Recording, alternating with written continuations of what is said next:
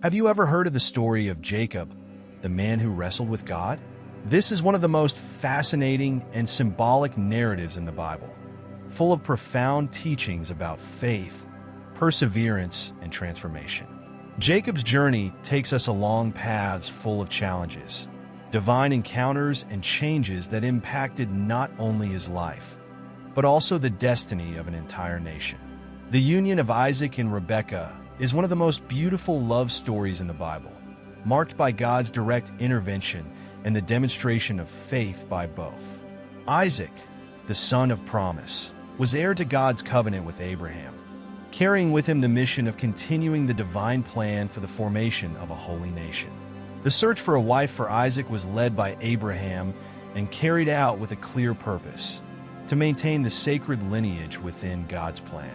When Abraham's servant found Rebekah, daughter of Bethuel and descendant of Abraham's family, at a spring of water, it was evident that the meeting was guided by divine providence. Rebekah was a woman of character, generosity, and courage, attributes that made her worthy of being part of this greater purpose. Isaac and Rebekah's marriage brought hope, but also challenges. Despite their initial happiness, the couple faced one of the most difficult trials of their married life: infertility. Rebekah was unable to conceive, which was a source of great sadness for them, especially at a time when the ability to bear children was seen as a direct blessing from God.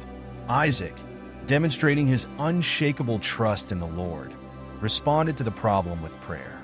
He placed himself before God, interceding for his wife with fervor. This attitude of faith not only strengthened the bond between them, but also showed the importance of trusting God in the most difficult times.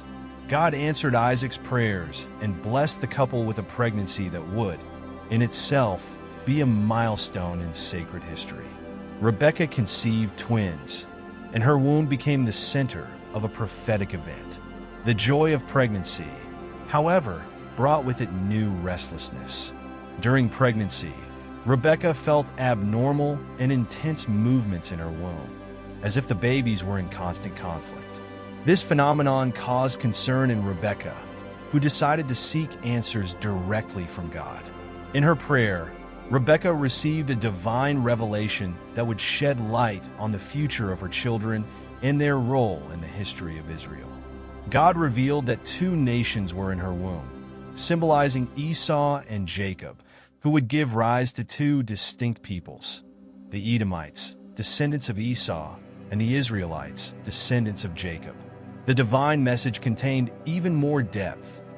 God announced that one of the people would be stronger than the other, and the older would serve the younger. This revelation was an inversion of the cultural tradition of the time, which gave the firstborn son privileges and authority over other children. By declaring that Esau, the eldest, would serve Jacob, God showed that his plans transcended human conventions. This prophecy also indicated that the rivalry between the brothers would not just be a family issue, but a representation of a spiritual and historical battle between two peoples and two ways of life. Esau, characterized by impetuosity and physical strength, symbolized independence and earthly life. Jacob, on the other hand, would be chosen to carry the divine covenant, representing connection with God and submission to his plan. The revelation received by Rebekah was not only a consolation, but also a responsibility. She understood that her pregnancy was directly connected to God's purpose, and that she would need to guide her children according to that purpose. Thus, the conflict in Rebekah's womb stopped being just a physical concern and became an anticipation of events that would shape the destiny of entire nations. The birth of the twins Esau and Jacob marked the beginning of a story full of symbolism and spiritual meanings. When Rebekah finally gave birth, the first baby to emerge was Esau. He was different from any other newborn, red-haired and covered in peculiar fur, which immediately caught everyone's attention. Soon after, Jacob came, firmly holding Esau's heel, as if he was already competing for first place, even at the moment of birth. This seemingly simple detail was loaded with meaning. The name Jacob means he who grabs by the heel or usurper, pointing to the role he would play throughout his life. From the womb, the relationship between the two brothers was already marked by a rivalry that would transcend the family sphere, becoming prophetic and historical. As they grew older, the differences between Esau and Jacob became even more evident. Esau, robust and energetic, became a skilled hunter, someone who enjoyed the outdoors. He was Isaac's favorite, who was attracted to his firstborn's strength and vigor. Jacob, on the other hand, had a more introspective and calm personality. I preferred to stay close to the tents, taking care of household chores and developing a deeper bond with Rebekah. This disparity between the brothers was not just a matter of personality, but a reflection of the divine plan. Esau represented the strength and independence of the flesh, while Jacob symbolized the spirit and divine choice. Each parent's preference for their children also highlighted the complexities of family dynamics, setting the stage for the remarkable events that would follow. The paternal blessing was a sacred and irrevocable practice in the culture of the time, granting the firstborn not only a double portion of the inheritance, but also leadership and spiritual authority over the family. For Isaac, this blessing was an act of great importance, especially as the patriarch of a lineage destined to fulfill God's plans. However, the moment of conveying this blessing was marred by deception and intrigue. Already elderly and with compromised vision, Isaac decided to bless Esau, his firstborn. He asked Esau to go into the field to hunt an animal and prepare a special meal, after which Isaac would give him the blessing. Rebekah, listening to the conversation, remembered the divine revelation she had received. The blessing should belong to Jacob, the youngest. Determined to ensure that God's will was fulfilled, she devised a bold and ingenious plan. He instructed Jacob to bring 2 young goats from the flock, with which he would prepare Isaac's favorite dish. Furthermore, to deceive his father, who trusted in touch due to his lack of vision, he covered Jacob's arms with the skin of goats, simulating Esau's hair. Initially hesitant, Jacob followed his mother's instructions and presented himself before Isaac. Disguised as Esau, he received the blessing, which included promises of prosperity, dominion over his brothers, and God's favor. This act, although successful, triggered a family tragedy. When Esau returned from hunting and discovered the mistake, he was deeply furious. Consumed by anger, Esau vowed to kill Jacob, which forced Rebekah to intervene again, sending Jacob to the house of Laban, his uncle, until Esau's fury dissipated. This decision marked the beginning of a long journey for Jacob, both physical and spiritual, that would shape his character and his relationship with God. The blessing episode reveals the complexities of the interaction between divine sovereignty and human choices. God had promised Jacob leadership, but it was through an act of deception that he obtained it. This contrast reminds us that even when we fail in our ways, God can still redeem our stories to fulfill his purposes. Furthermore, it highlights the impact of family choices and the lasting consequences they can have on future generations. After the deception that guaranteed Jacob Isaac's blessing, Esau's fury became uncontrollable. The older brother swore to take Jacob's life as a way of avenging his betrayal, and Rebekah, fearing for her youngest son's safety, intervened once again. She convinced Isaac to send Jacob to the house of Laban, his uncle in Haran, under the pretext of finding a wife among the family's relatives. Thus, Jacob's escape began, a journey full of challenges, divine encounters, and transformations. As he traveled alone through an unknown land, Jacob carried in his heart the weight of his actions and the uncertainty about the future. One night, at dusk, he arrived at a secluded place and decided to rest. Using a rock as a pillow, he fell soundly asleep. It was at that moment that God manifested himself in an extraordinary way through a dream that would forever change Jacob's perspective. In the dream, Jacob saw a ladder extending from earth to heaven, with angels of God ascending and descending on it. At the top of the ladder stood God himself, who addressed Jacob with a powerful message.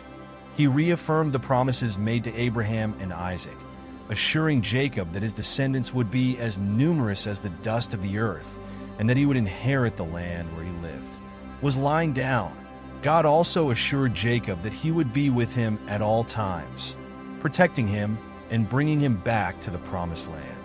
The latter symbolized the connection between heaven and earth, a representation of how God is not distant, but accessible and in constant communication with humanity.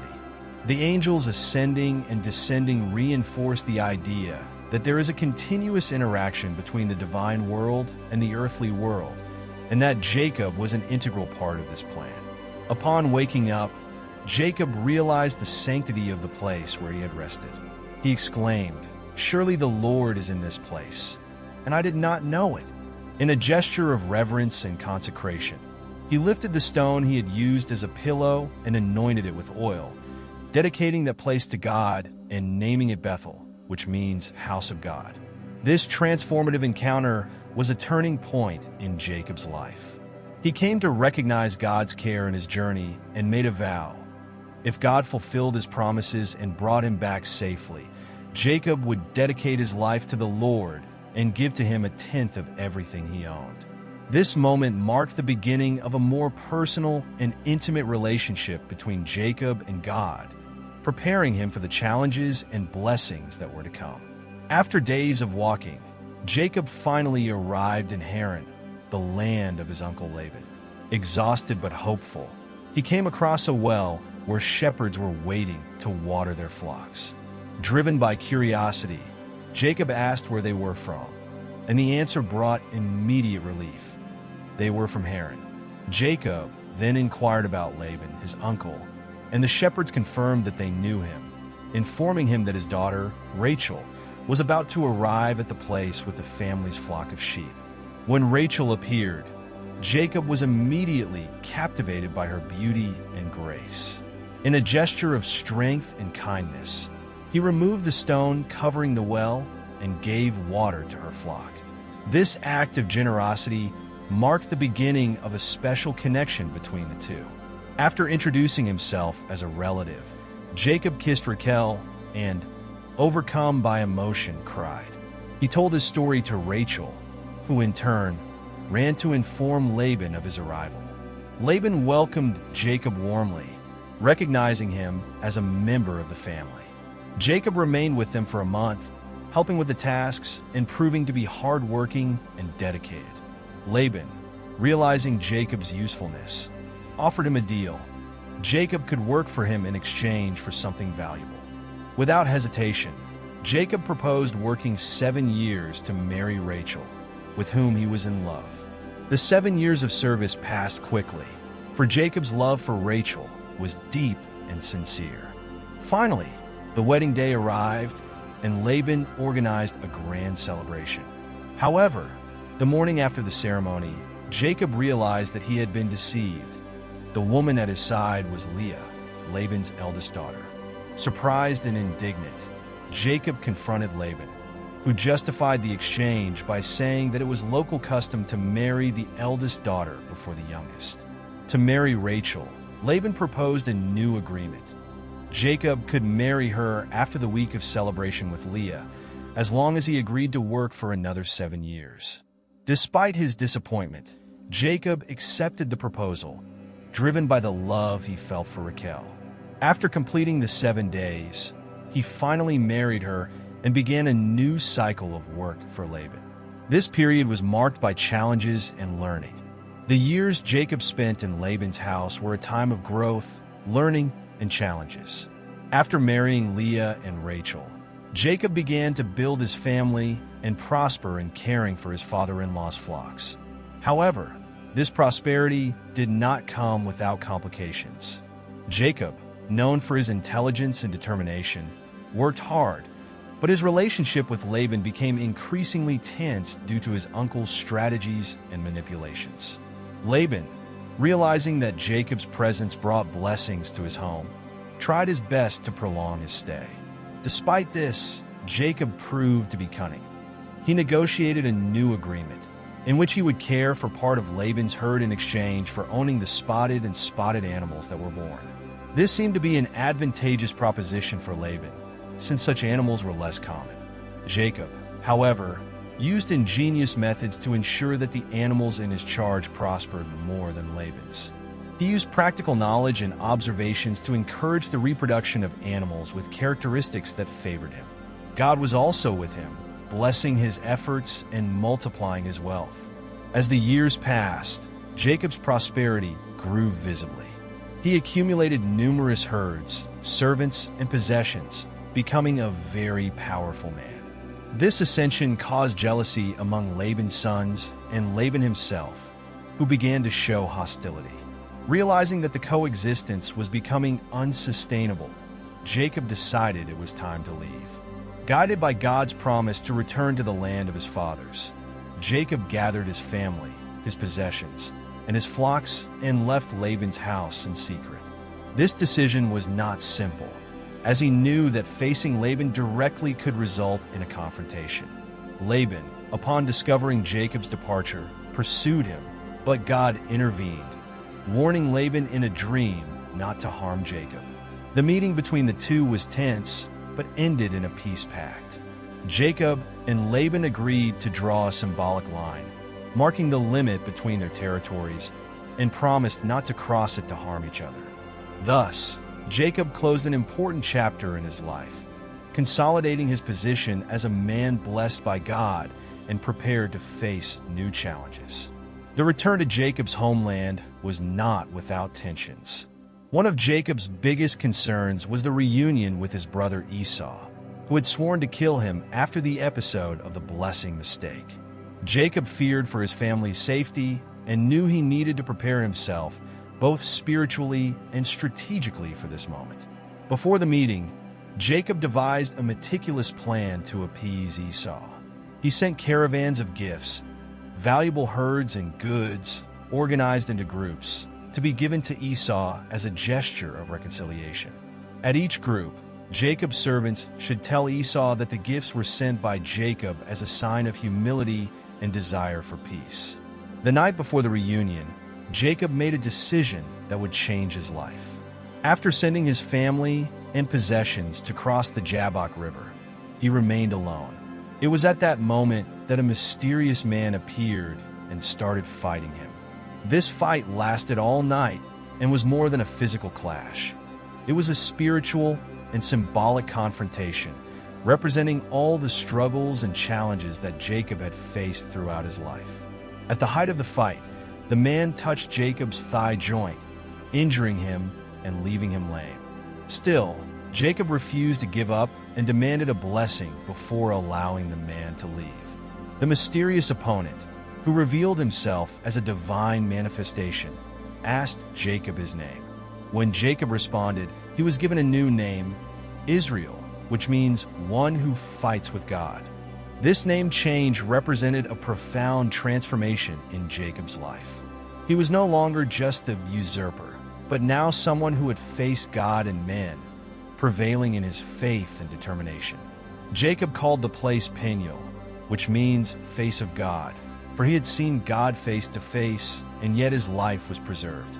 This event marked a turning point in his spiritual journey, solidifying his position as the patriarch of a nation that would be formed under the divine covenant. The next day, limping because of the wound in his thigh, Jacob met Esau. The moment was full of tension, but to Jacob's surprise, Esau did not receive him with hostility. Instead, Esau ran to hug him, and the two cried together. It was a moment of forgiveness and reconciliation, ending years of bitterness and fear. After their reunion, Jacob and Esau went their separate ways. Jacob settled in Sukkot and then in Shechem, where he purchased a piece of land and erected an altar dedicated to God called El Eloh Israel, God, the God of Israel. This altar not only represented the renewal of his covenant with God, but also symbolized the stability and peace he had achieved after a life full of conflicts and trials. Jacob's confrontation in the Jabbok and his transformation in Israel highlight the importance of spiritual struggle and total surrender to God. Your journey shows that although we face difficult challenges, it is through them that we find our true identity and come closer to our divine purpose.